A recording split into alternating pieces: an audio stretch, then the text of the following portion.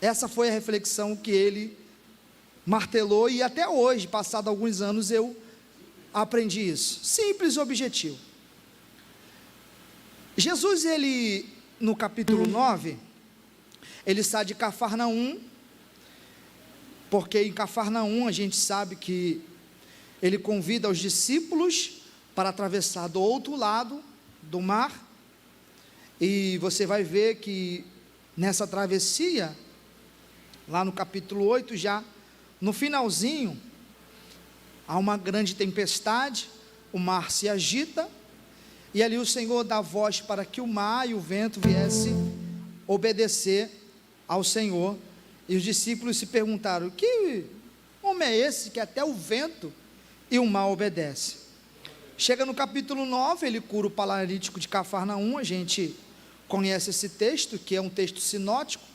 Sinótico por quê, pastor? Uma síntese, ou seja, são evangelhos que falam da mesma coisa, de uma visão diferente, de um foco, de um olhar diferente. Aí ele entra em Cafarnaum, faz este milagre, que ele cura esse paralítico, e aí, passando por ali, saindo mesmo dentro de Cafarnaum, alguns teólogos vão dizer, e eu gosto muito desse texto aqui, observando que eu uso muito essa referência, quando vou pesquisar algo mais profundo, o próprio Eusébio de Cesareia, que o pastor citou aqui pela manhã, forte, essa ilustração que ele trouxe, vai dizer que esta coletoria, ou esta alfândega, uma das principais, ficavam em Cafarnaum. Por qual motivo? Porque Cafarnaum era uma cidade praiana, costeira, era o cais do porto, e nesse sentido ali, todas as mercadorias que entrava e saía de Cafarnaum, havia que ter essa coletoria, essa triagem. Se fosse trazer para o dia de hoje, seria uma espécie de uma receita federal. Havia necessidade de cobrar esses impostos, só que os impostos que Roma cobrava, impunha de forma abusiva a Israel, era diversos tipos de impostos. Um dos principais é as transações entre mercadorias. Os caixeiros viajantes da época desembarcavam num dos principais portos, que era Cafarnaum, e ali sempre ali, neste porto, na beira deste cais, nessa cidade, havia uma principal coletoria, que era esta aqui, que Mateus estava assentado no sentido de fazer uma espécie de arrecadação, todos os impostos que ali passavam, dinheiro que se arrecadava, para a manutenção do Império Romano, em várias áreas, pavimentação, força bélica, estruturas palaciais, e também os bel-prazeres e as suas iguarias que se oferecia ao imperador. Então, dentro dessa cidade, essa coletoria principal, Mateus estava sentado. Aí você me pergunta: pastor, mas qual era os principais impostos que Roma arrecadava? O principal deles, como eu disse, era a troca e vendas de mercadorias. Tinha também um imposto que eles arrecadavam de cada pedaço de terra, de cada metro quadrado que assim qualquer pessoa tivesse. Ou seja, havia um desrespeito a que chamamos hoje, no mundo moderno, de propriedade privada. Alguns sistemas governamentais no dia de hoje quer abolir isso. Como assim, pastor? Alguns sistemas governamentais, infelizmente, querem se implantar no Brasil, e já se implanta isso em alguns países da América Latina, como Venezuela, Argentina, Nicarágua, Colômbia, Bolívia, que quer desapropriar, ou seja, quer tirar a autoridade da sua propriedade, que é sua, privada. Como assim? Você tem uma escritura na sua casa, você tem algo que pertence a você, seu terreno, seu carro, seus bens. Implantando esse estilo de governo, isso não vai ser mais seu. É como se fosse um empréstimo. O Estado vai te emprestar para você tomar conta daquilo que não é seu, que para eles é deles. Ou seja, a qualquer momento que o Estado entender que você não é mais dono, ele vai tomar de você, e você não vai poder reclamar sobre isto. Então era esse o sistema que Roma oprimia Israel. Uma das maiores decepções de Judas, o Iscariote, foi que ele esperava que viesse um Jesus que empunhasse espada, que empunhasse escudo, que viesse com carros de guerra para libertar Israel, não da opressão espiritual, para libertar Israel do jugo político, do jugo financeiro e de comportamentos que era imposto através dos fariseus. Então, quando Judas observou que Jesus não veio para libertar o povo dessa situação terrena, ele se decepciona com Jesus. Você conhece o texto, vende Jesus por 30 moedas de prata. Então esses impostos eram cobrados da sua propriedade privada, dos animais que você tinha, que cuidava. Cada cria que o seu animal dava, segundo a sua espécie, era cobrado o imposto. Era cobrado o imposto também das suas árvores frutíferas. Um exemplo: se tu tivesse algum tipo de plantação dentro da sua casa, oliveira, figueira, videira, entre outras plantações, cada saca ou cada quantidade de figueira, oliveira e videira que você colhia, era cobrado o imposto. Era cobrado o imposto também de circulações de mercadoria, como um dos principais dela, o bálsamo, a mirra, entre outros. E quem era responsável de cobrar esses impostos? Justamente este homem aqui que citamos, o homem chamado Levi. Em outras traduções vai estar escrito Mateus, ou seja, ele era um publicano. Deixa eu explicar qual era a função real que um publicano tinha. Publicano era um funcionário público, o nome já diz, publicano, funcionário público a serviço do governo de Roma. Só que tem um detalhe: nem todo cobrador de imposto era um publicano, mas só que todo publicano era um cobrador de imposto. Como assim, pastor? Eu não entendi. Vamos lá. O publicano, oficialmente, ele trabalhava em outras funções administrativas para o governo de Roma. O cobrador de impostos era um publicano especificamente para essa função, arrecadar os bens.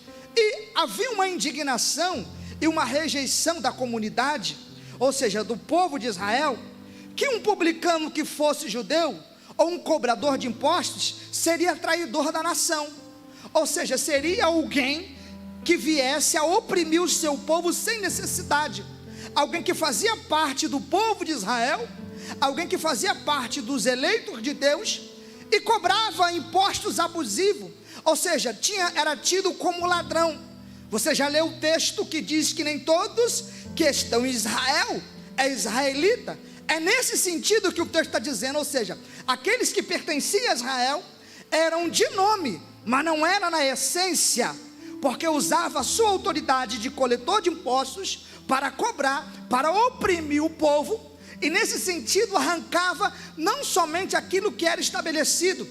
Não se sabe aqui, mas há uma especulação de algumas porcentagens que era cobrado de tudo, como eu disse, propriedade privada, circulações de mercadoria, árvores frutíferas, animais que davam a sua cria segundo a sua espécie.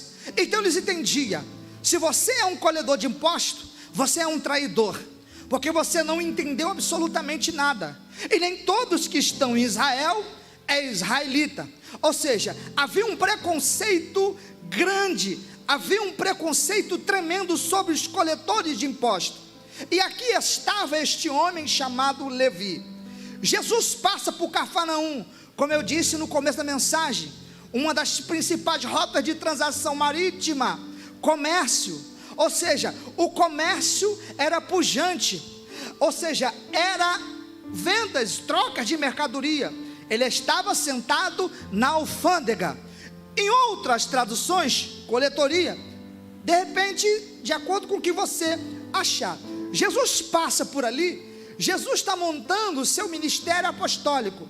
Ele passa por ali e é o primeiro que Jesus chama para esta tão grande obra. Eu gostaria que você não conversasse, prestasse atenção na mensagem, porque tem uma mensagem de Deus para a sua vida esta noite. E quando Jesus passa por ali, o texto vai dizer: e vendo Jesus, Mateus ou Levi assentado na alfândega, disse para ele: segue-me. Só deu uma palavra. Jesus não ficou acalentando o seu ego. Jesus não ficou prometendo coisas aleatórias. Jesus não ficou prometendo carro, casa de chave, ou seja, carro, chave de casa, apartamento, vida boa, casamento. Não, Jesus só teve uma proposta: segue-me. Imediatamente, esta palavra veio como uma flecha aguda no peito de Mateus, no coração de Mateus.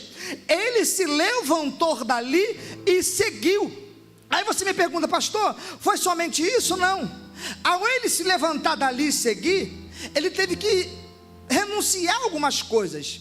Ele teve que viver algumas experiências diferenciadas. Ou seja, o texto diz no versículo 9, que passando adiante, esse passar adiante é dizer assim: aproveita a oportunidade que eu estou passando. Eu estou te olhando, eu estou te vendo, eu conheço as tuas obras, sei o teu coração. Ainda que todos te julguem, te aponte, ou te amedronte, ou te rejeite, porque você é um publicano, um cobrador de impostos, eu tenho uma chamada na tua vida. Eu tenho um ministério para você. Eu tenho algo especial para realizar na sua vida. Ou seja, passando adiante, a oportunidade é essa. Jesus no texto, em nenhum momento parou e ficou batendo papo com ele, dizendo: Mateus, vem comigo, eu tenho uma grande obra na sua vida, eu tenho um casamento para te dar, eu tenho uma casa na beira da praia para te oferecer. Deixa essa vida, porque você nunca mais vai sofrer, você nunca mais vai ser rejeitado. Vem. Jesus não ficou batendo um papo, acalentando, massageando o ego dele. Jesus disse: segue-me. Só deu uma palavra: segue-me. Foi com uma flecha aguda no coração de Mateus, e ele se levantou. Porém teve que haver algumas atitudes para o que o primeiro apóstolo de Cristo, Mateus ou Levi, escrevesse este evangelho, que foi escrito para os judeus. Já observou? Nós estamos estudando aqui às terça-feira o evangelho de Mateus. Comecei lá do capítulo 1, estamos já quase chegando no capítulo 10. Mas se você observar o capítulo 1, você vai ver a árvore genealógica de Jesus. Você vai ver fulano gerou fulano, ciclano gerou ciclano, e vai vindo, e vai vindo. Talvez para alguns essa leitura possa ser enfadonha, essa leitura possa ser chata, cansativa, mas quem escreveu isto aqui foi Mateus, explicando para os judeus de forma científica, de forma histórica, de forma genealógica e de forma profética quem era Jesus. Por isso que a raiva, por isso que a indignação dos judeus contra ele. Como pode alguém conseguir ter uma mente brilhante, alguém conseguir citar toda a genealogia de Jesus, é judeu, é sangue azul, nasceu em Israel e está oprimindo o povo? Jesus passa e disse: segue-me, e Mateus o seguiu. O versículo 10, quando Jesus sai dali, Mateus segue para casa, e ali foi automático. Preste atenção no texto, é profético isso aqui. Jesus automaticamente já entrou na casa de Mateus, e o texto diz: e os cobradores de impostos e os pecadores estavam onde? Sentado com Jesus e com Mateus. O Espírito Santo, que não se engana, me deu uma iluminação aqui. Eu consegui entender como pode, em questão de segundos ou questão de horas, Jesus chamar Mateus, pastor Jonas, para um compromisso da obra missionária, para sair de uma vida promíscua, de uma vida de corrupção, para parar de roubar, para parar de mentir, para parar de defraudar o povo, e automaticamente ele entrar na casa de Jesus. Observe o texto, ele entrou na casa de Jesus, mas entrou acompanhado com quem? Mateus, os cobradores de impostos e os pecadores. Isso me faz entender o seguinte: Jesus, quando chama alguém para a obra, Jesus, quando chama alguém para o compromisso, este compromisso, esta obra tem tem que evidenciar nas pessoas que estão ao redor dele. Pastor, eu não entendi. Jesus diz: segue-me. Na mesma hora ele entra na casa de Mateus. Se ele entrou na casa, porque Mateus convidou, correto? Vamos fazer aqui a exegese do texto fiel. Se ele entrou na casa, porque Mateus convidou, porque ele largou automaticamente a vida de corrupção. Era um coletor de impostos. Não poderia seguir Jesus continuar roubando. Não poderia seguir Jesus continuar na fraude. Como é que Jesus ia entrar na casa dele se ele continuaria roubando? Não teria solução e não teria nexo. Precisava haver uma libertação, precisava haver uma mudança. E como que veio essa mudança, pastor? O próprio Mateus disse que mudou? Não. As pessoas olharam e entraram com Jesus na casa de Mateus. O que o senhor quer dizer com isso? Quando Mateus se converte, quem era cobrador de imposto automaticamente largou a vida de mentira e falou: eu quero seguir esse homem. Ora, se Mateus, o chefe dos publicanos, era um dos chefes dos publicanos, Zaqueu era um, Lucas 19 vai dizer isso, Mateus era um dos chefes. Se ele coordenava toda a rede de coletor de imposto, se ele vivia uma vida de fraude, de mentira, Jesus chama, ele vai, não questiona. Porque se fosse hoje, alguém questionava: o que o senhor tem para me oferecer? Vou ter casa na praia? Vou ter uma agenda cheia? Vou ter um casamento? Eu vou ganhar alguma coisa para fazer? Vai ter um Pix todo dia ou todo mês? Ele largou a coletoria. E automaticamente as pessoas falam: olha, se este homem que vivia coletando impostos indevidamente largou, eu também quero largar e quero acompanhar ele. Pastor, eu não entendi. A sua vida tem que ser referência para quem está do teu lado. Você não pode passar por esta vida, você não pode passar pelo ministério, pela vida cristã, sem alguém olhar para você e falar: eu quero ser igual a você. Não tem como. Tem que haver mudança. A sua vida, o seu ministério, a sua chamada tem que ser uma chamada de referência, onde todos olham: fumava, mas não fuma mais. Mentia, mas não mente mais. Prostituía, não prostitui mais. E agora o que é? É homem e mulher de Deus. Então, por causa do testemunho dele, eu quero seguir Jesus. Estou sentindo Jesus aqui nesta noite. Para isso precisa haver duas situações. Primeiro, uma renúncia. Largou uma vida de conforto, porque além desses impostos que ele cobrava, era automaticamente uma porcentagem acima do que era estabelecido. Então, roubador, fraudulento, jogava no bolso aquilo que sobrava. Quando Jesus chama ele assentado, ou seja, esse assentado aqui faz a ideia de um certo conforto. Funcionário público, irmão, seja sincero. Você é funcionário público, estabilidade, ganhando um bom salário, 15 mil, 20 mil reais. Jesus fala: larga o seu emprego e vem me seguir. Meu Deus.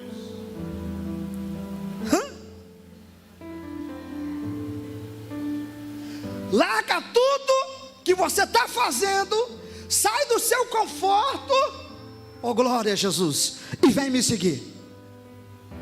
Isso é para quem tem fé. Isso é para quem sabe o que foi chamado. Renúncia.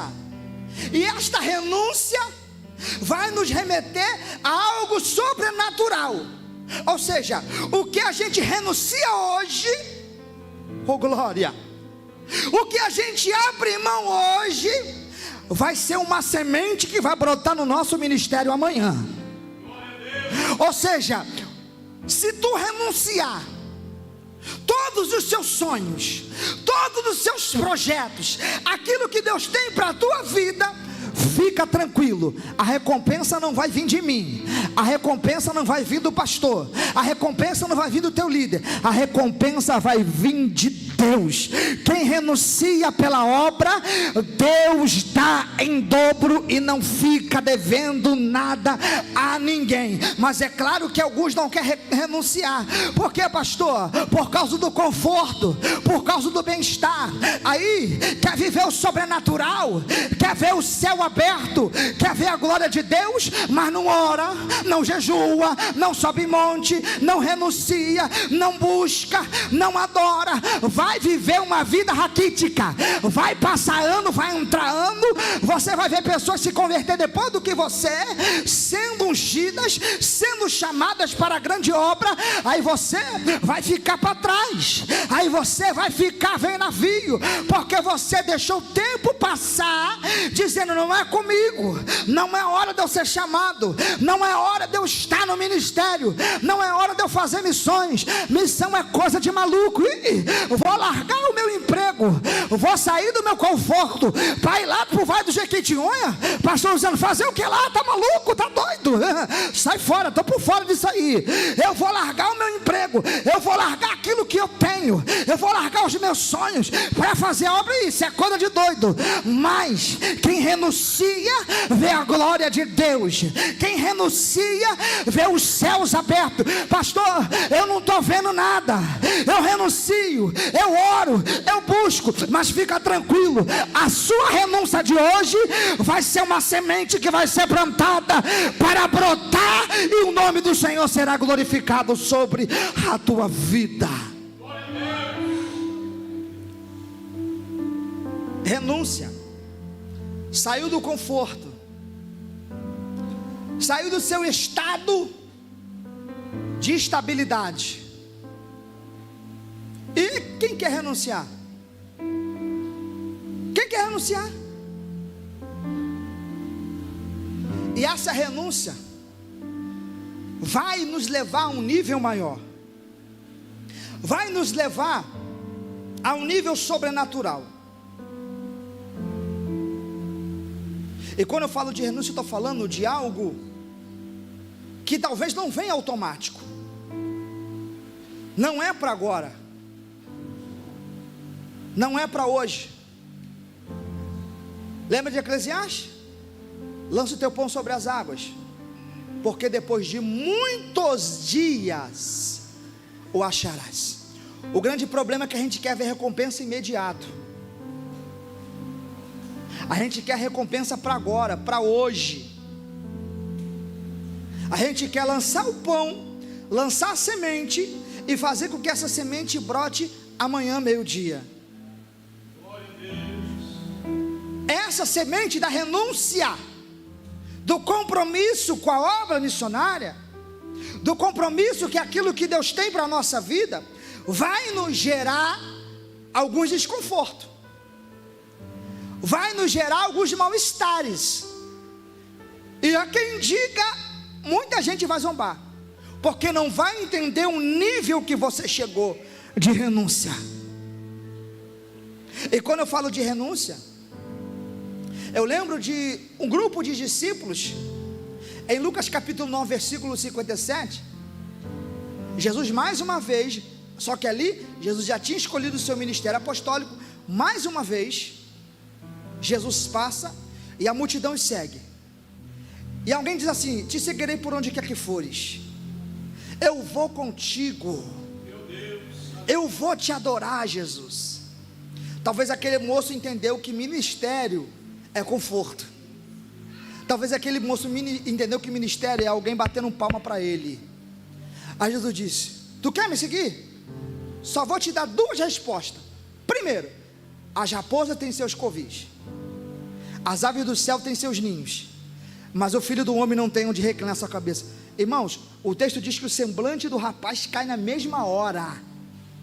Ele dá meia volta esse negócio não é comigo não, missões não é para mim, tchau, eu vou embora.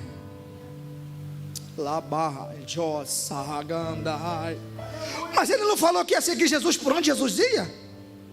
Quando Jesus disse que as raposas têm seus covis, ou seja, as raposas têm os esconderijos, tem um lugar onde descansar, as aves do céu têm os seus ninhos, mas o Filho do Homem, ou seja, o próprio Deus disse: eu não tenho onde reclinar minha cabeça. Quer vir para o ministério? Então vai entender que vai ter vez que não vai ter nada para comer.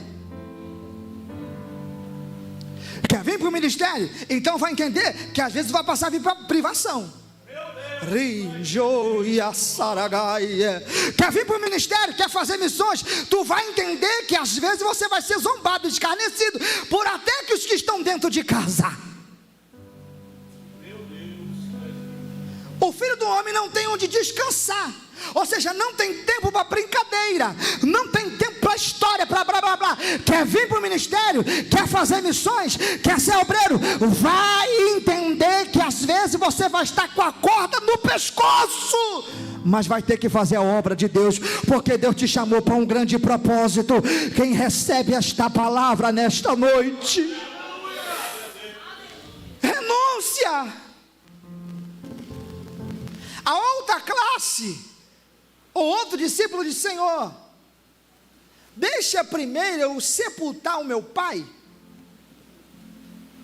Esse significado de sepultar o pai aqui não está se dizendo que ele ia esperar, pastora Rose, o pai morrer, não. O significado é este: quando o pai completava 70 anos de idade, pastor Rose, 70 anos de idade, se apresentava ao sumo sacerdote, fazia uma espécie de inventário de toda a sua herança. O filho mais velho era o administrador da herança do pai. O filho mais novo ficava como cuidando do pai, enquanto o filho mais velho administrava os bens do pai, na presença de um sumo sacerdote. Então ali, automaticamente, simbolicamente, o pai seria sepultado, no sentido que a partir dos 70 anos, presbítero Josias, o pai rapidamente poderia morrer, e os bens ficava para o pai. Quando eles disseram: deixa eu sepultar o meu pai, ele está dizendo assim: deixa primeiro eu resolver a minha vida financeira, receber a herança, para depois de fazer missões. Meu Deus.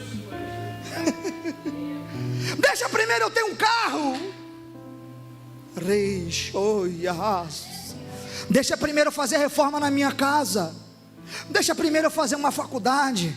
Deixa primeiro eu ter meus filhos. Deixa primeiro eu criar meus filhos. Deixa primeiro os meus filhos entrar na faculdade. Deixa primeiro eu abrir meu próprio negócio. Deixa primeiro eu ajeitar a minha vida financeira, ajeitar tudo que eu tenho para fazer.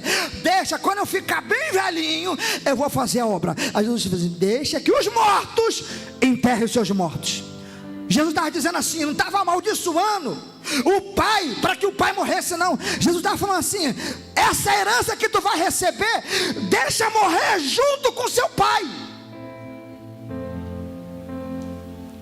Não tem necessidade de você esperar o seu pai morrer, adquirir os bens, para depois você fazer a minha vontade. E aí? Tem a opção: vai querer vir ou vai dizer não? Existe uma renúncia que Jesus está esperando de mim e de você. Vai ficar 20 anos na igreja com essa vida aí mesmo? Não cresce espiritualmente. 20 anos não cresce, não prega, não evangeliza, não ora, não faz nada. 20 anos na igreja sem fazer nada. Nada na tua vida muda.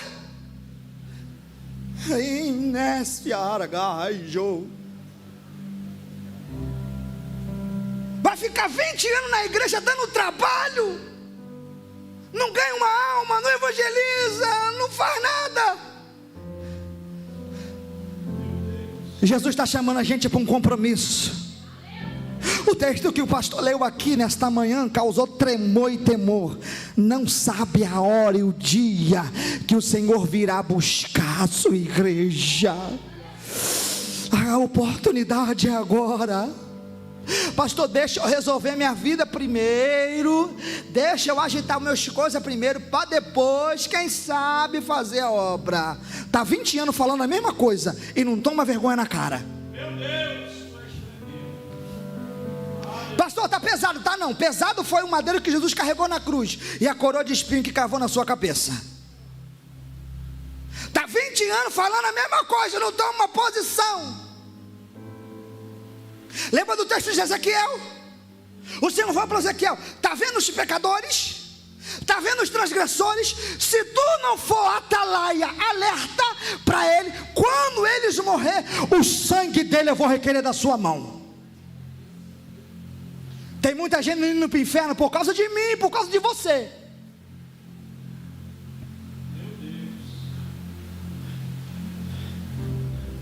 Pastor, mas eu não sei pregar, eu não sou eloquente, eu não tenho teologia. Mas prega com testemunho, pelo menos.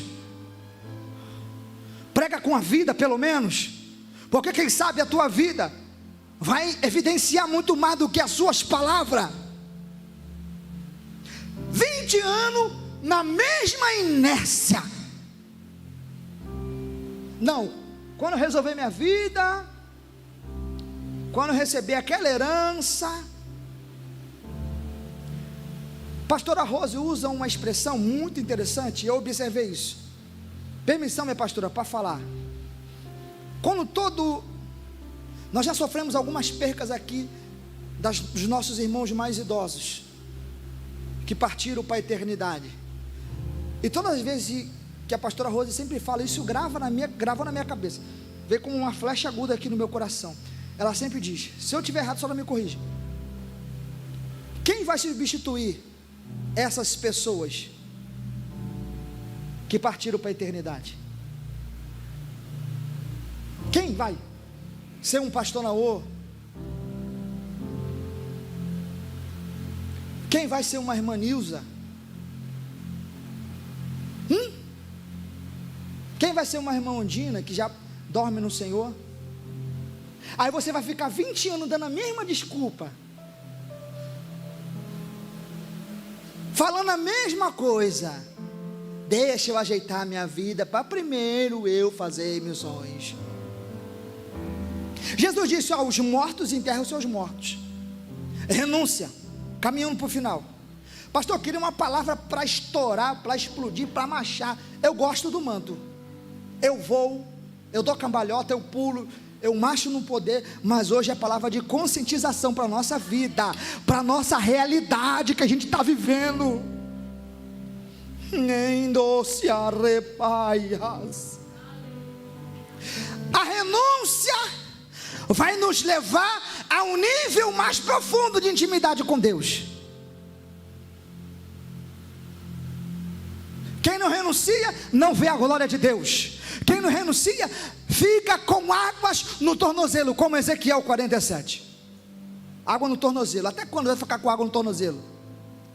E o texto vai dizer que um varão com um cordel de medir disse: Ezequiel, vem mais, vem mais, eu quero te usar. Água sobre o tornozelo, sobre os joelhos, sobre a cintura, sobre os lombos, o ombro, ao ponto de o profeta não conseguir andar, ele teve que nadar. Tem um varão com cordel de medir aqui nesta noite te perguntando: quer vir mais profundo para missões? Ou vai ficar mais 20 anos dando desculpa para mim?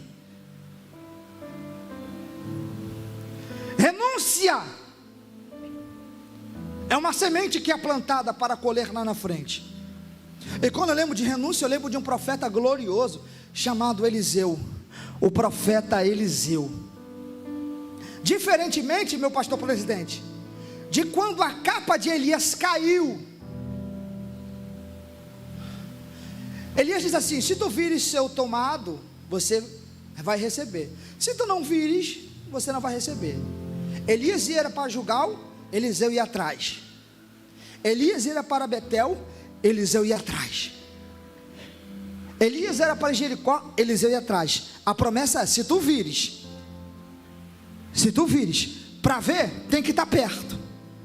A capa caiu, a promessa foi feita. Aí Eliseu diz assim: deixa primeiro despedir os meus pais. Pastor, o senhor entrou em contradição agora, que você falou agora que o texto que os discípulos queriam enterrar os pais. Preste atenção no texto. Eles queriam sepultar, receber a herança do pai primeiro. Eliseu diz: deixa eu beijar os meus pais, para que eu volte rápido. Beijar no seguinte assim, despedir dizendo assim, ó: a partir de hoje eu não tenho mais compromisso com o Senhor. A partir de hoje meu compromisso é com a obra. Meu compromisso é para fazer missões, é para se entregar. Eliseu era o quê, pastor? Um homem rico? Sim. 12 juntas de boi, pecuarista, homem que tinha condição. Só que quando, preste atenção, só que quando o texto vai dizer que Eliseu volta para beijar os seus pais e despedir, porque era um compromisso, ou seja, Eliseu não estava colocando empecilho em família. Deixa eu te dizer uma coisa: Deus não dá casamento para ninguém, família para ninguém, para ser pedra de tropeço na obra. Eu falo para aquela senhora ali, para aquela jovem senhora que é casada comigo há 12 anos, eu falo para ela: Jesus em primeiro lugar, você sempre vai ser segunda opção. Falo ou não falo? Você sempre vai ser segunda opção. Jesus em primeiro lugar, porque se eu botar você em primeiro lugar, Jesus te tira e eu fico sozinho chupando o dedo. Oh, glórias. Família não pode ser empecilho. Filho não pode ser empecilho. Emprego, trabalho não pode ser empecilho. Aí, quando Eliseu fala: deixa eu beijar os meus pais, despedir dos meus pais, Elias falou assim: volta rápido, vai lá e beija e volta rápido. Quando ele volta, olha que revelação. Elias diz assim: fala o seguinte, já que você voltou, eu estou arrepiado aqui, já que você voltou, despedir dos seus pais, pega essa junta de boi, queima todinha e bota no altar como sacrifício.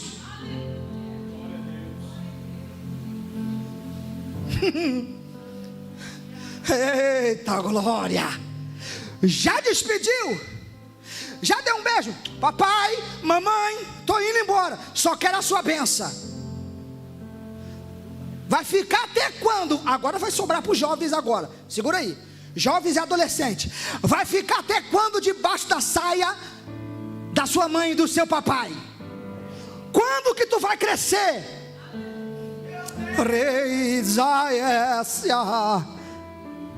Vai ficar até quando debaixo, segurando o paletó do seu pai, segurando a barra da saia da sua mãe? Vai crescer quando Jesus quer te chamar para uma grande obra.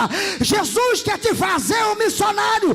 Empecilho de idade, empecilho de família não é problema. Jesus arranca e te bota para fazer a obra, querendo ou não. Ele te pega pelo colarinho e joga no altar.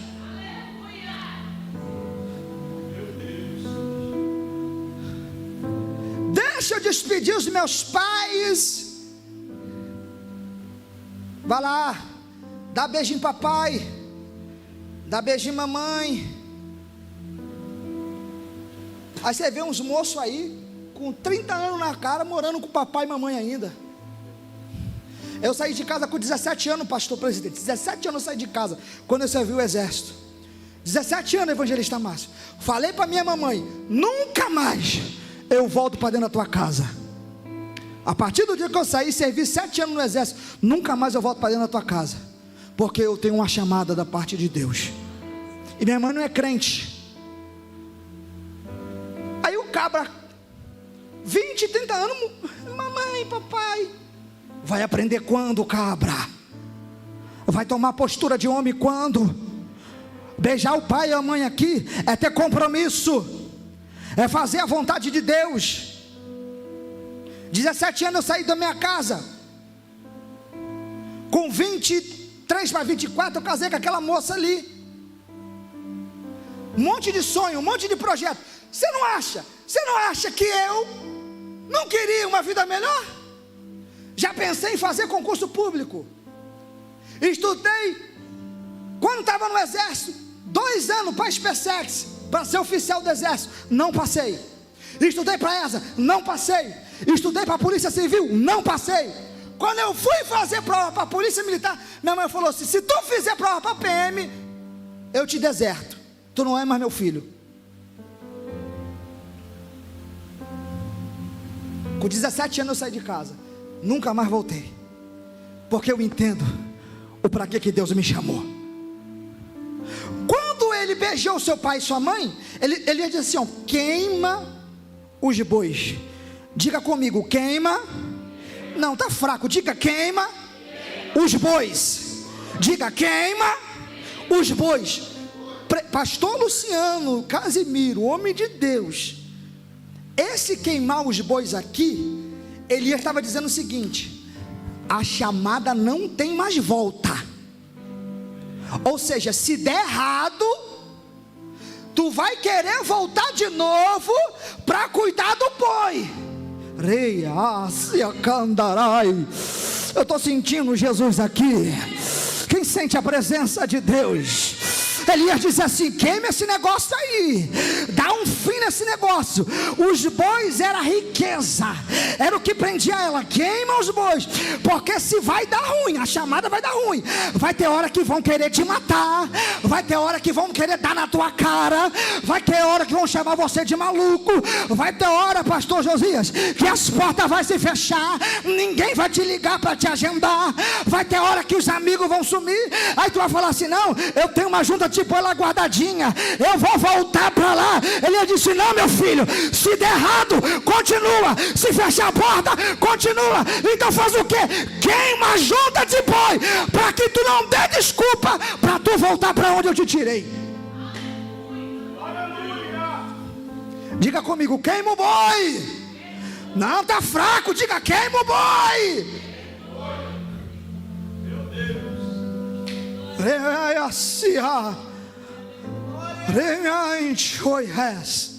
Tu não acha que eu já não queria ser funcionário público, fazer um concurso? Fiz 3 provas, fui reprovado nas 3.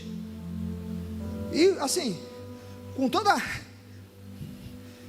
humildade, a caixa d'água aqui consegue guardar informação, né? Tamanho da tora. Filho de cearense com carioca, o tamanho do crânio. Fiz a prova para a SpaceX, fui reprovado. Fiz a prova, fui reprovada. Fiz a prova para a civil, fui reprovada. Aí Deus falou assim: vai continuar fazendo prova até quando? Se continuar fazendo prova, vai continuar na prova.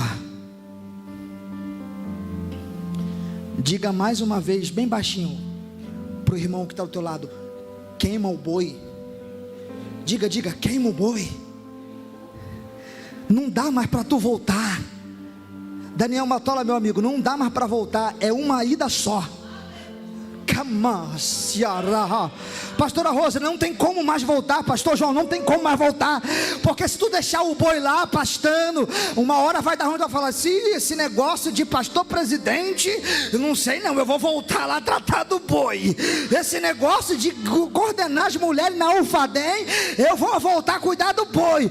Esse negócio de fazer pão, só fazia pão, né? Era padeira, padaria, não, eu vou voltar pro boi. Esse negócio aí, eu tenho um boi lá, bem lá reservado, uma junta de boi. Se der ruim no ministério, eu volto. Mas já que você queimou o boi, quebrou os arados, quebrou as carroças de boi, não tem como mais voltar. Pastor, e agora? Deus te pega no colarinho, meu filho, e te joga no altar. Deus te pega pelo cabelo e te joga no altar.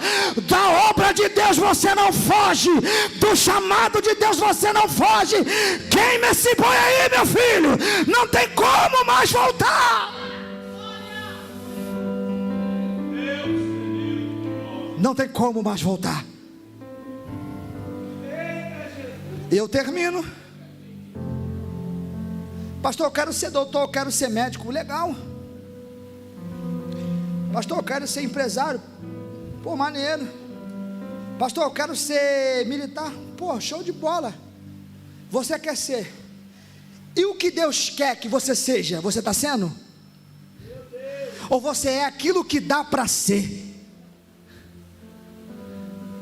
Essa é a grande diferença. Às vezes a gente quer ser aquilo que dá para ser, mas não o que Deus quer que a gente sejamos. E eu termino dizendo: quando Jesus passou na alfândega, viu Mateus sentado e disse: segue-me. Ou seja, não tem como mais voltar. Não tem como mais voltar. Você está encurralado, meu filho. Você está encurralada, minha filha. Pastor, e agora? Quem cuida de mim? É o Senhor. Pastor, quem abre a porta? É o Senhor. Pastor, quem cuida? É o Senhor. Pastor, quem veste? É o Senhor. Não tem como mais voltar. Todo mundo que quer ministério tem que queimar o carro de boi. Tem que queimar. Porque se der ruim, não, deixa eu voltar lá porque eu tenho uns boizinhos para cuidar. Ele falou: não. Queima esse carro de boi, dá de oferta, joga no altar, porque agora você vai depender da minha provisão. Você pode glorificar e adorar o nome do Senhor nesta noite. Mateus ou Levi, segue-me. Ele seguiu Jesus. Aí os fariseus perguntaram: poxa, o teu mestre se assenta com pecadores, com publicano, com homens fraudulentos. Jesus termina o texto dizendo assim: deixa eu fazer uma pergunta para vocês.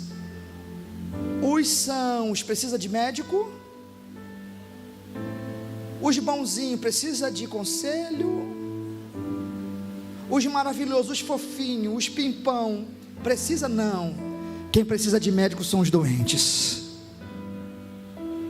E o todo pecador que uma vez recebeu Jesus, arrepender-se. Com essa palavra, já vou lançar a rede. Cadê a primeira pessoa para Jesus? Você que está na live nos assistindo, recebeu essa palavra, recebeu essa profecia sobre a tua vida? Só você deve falar: eu quero. Vai estar anotado o seu nome. Bota o telefone que nós vamos atrás de você. Cadê a primeira alma para Jesus? Cadê a primeira alma? Quando vem a primeira, vem a segunda, vem a terceira, vem a quarta. Eu só quero a primeira. Jesus te chamou para um grande propósito. Até quando você vai ficar dando desculpa para Jesus? Até quando? Já fiz o primeiro convite, vou fazer o segundo. Pastor, eu tenho um ministério, eu tenho uma chamada. Eu quero queimar os carros de boi e entregar tudo e fazer a tua vontade. Isso é para o crente agora. Sai do seu lugar e vem aqui na frente que eu quero orar por você. Eu sei que tem gente aí, não vou insistir, não vou te apurrinhar, nem vou cansar a sua beleza. Cadê você? O voluntário, eu quero um voluntário. Pastor, o que é o carro de boi? O carro de boi é aquilo que te impede de fazer a vontade de Deus. É algo que você ainda está preso, precisa sacrificar. Sacrifica o boi hoje. Cadê você? Vem cá. Não vou insistir, não vou te afadigar. É só isso. Só que tem almas que precisam ouvir a sua voz, precisam ouvir o seu testemunho. Até quando você vai ficar dando desculpa? Até quando você vai ficar dando desculpa para a obra que Deus tem na tua vida? Vai passar mais 20 anos e você vai ficar com os carros de boi ainda. Cadê você? Não tem? Não tem problema. A consciência é tua, a obra é contigo. Só que eu preciso dizer isso aqui: Jesus te chama para um grande propósito. Jesus te chama para uma grande obra. Jesus te chama para um grande projeto. Na aula de missões, pastor Luciano, usado por Deus, nos instrui. Aproximadamente quase 5 bilhões de pessoas nunca ouviram ouvir a palavra Jesus. E Ele quer te chamar, Ele quer te escolher para uma grande obra. Pastor, eu estou com vergonha. Tudo bem, fica no teu lugar. Só que te digo uma coisa, nesta hora, pastor, está me colocando medo. Não, estou te expondo a realidade. Nesta hora que está sentado aí no conforto do ar-condicionado, tu vai para a tua casa, vai lanchar, vai dormir, e milhões de pessoas estão gritando: eu queria uma oportunidade. Almas estão gemendo, chorando: eu queria uma oportunidade. E a oportunidade está nos seus lábios e você esconde. Ah, pastor, será que eu vou para o Vale do Jequitinhonha, como o pastor Luciano foi fazer? Vou fazer missões no exterior, no estrangeiro? Não, você pode fazer missão dentro da tua casa, dentro da tua faculdade, dentro do teu trabalho. A nossa geração vai passar, não parece não, mas eu estou quase chegando com 40, com corpo de 20, com cara de 15, quase 40, daqui a pouco é 50. Pastor João tem 30, pastora Rosa vai completar agora 35, quinta-feira agora.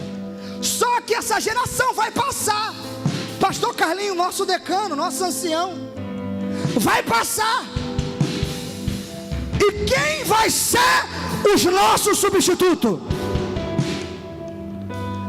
Vai ficar dormindo até quando? A nossa geração vai passar. Daqui a pouco cabelo branco, ruga, artrite, artrose, pipo de papagaio, tromba de elefante, tudo quanto é doença. E você cheio de vigor, novo, como eu uso uma expressão, desculpa, tá aí garoteando. E aí? Compromisso, renúncia para viver o sobrenatural. Se coloca de pé que eu quero orar por você.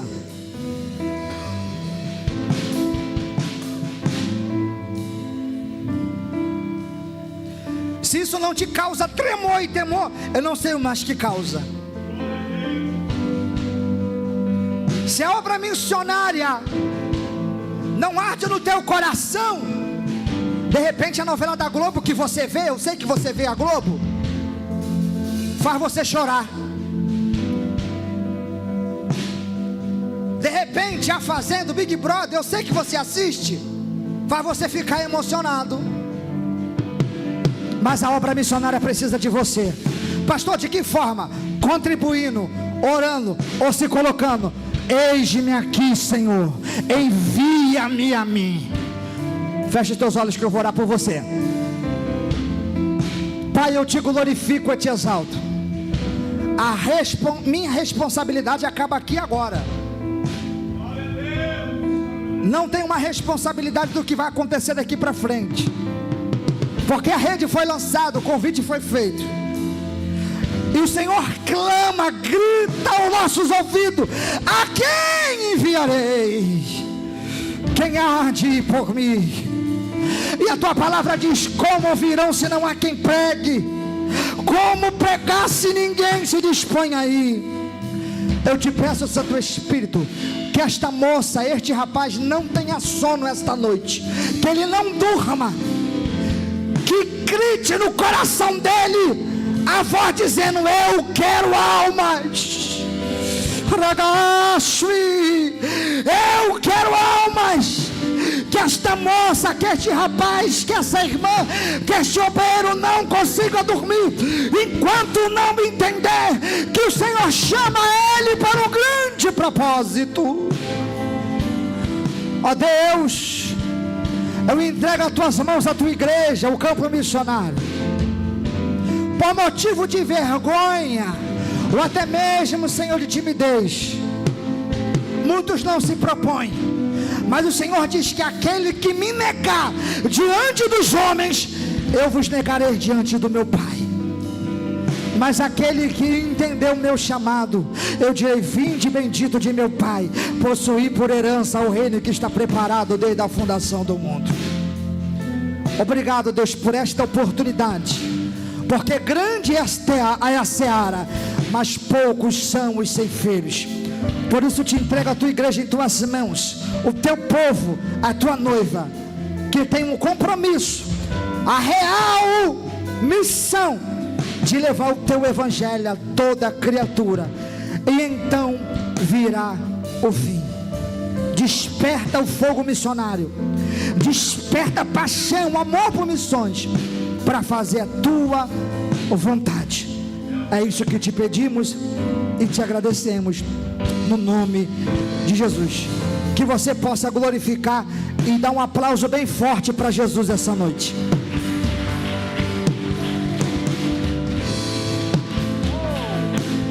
Glória a Deus.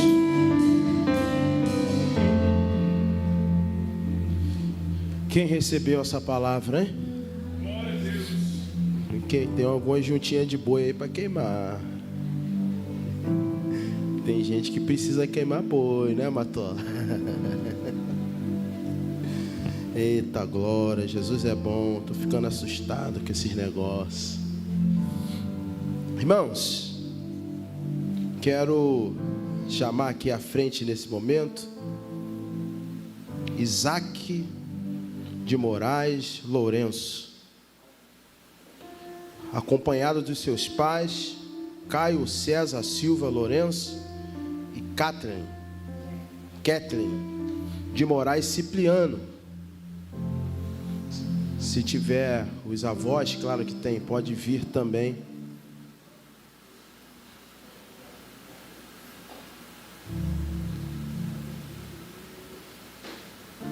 Isaac é meu primo.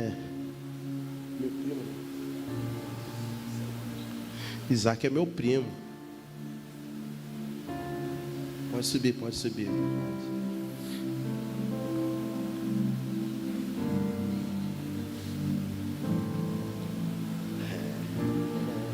Quietinho, no silêncio produziu, né?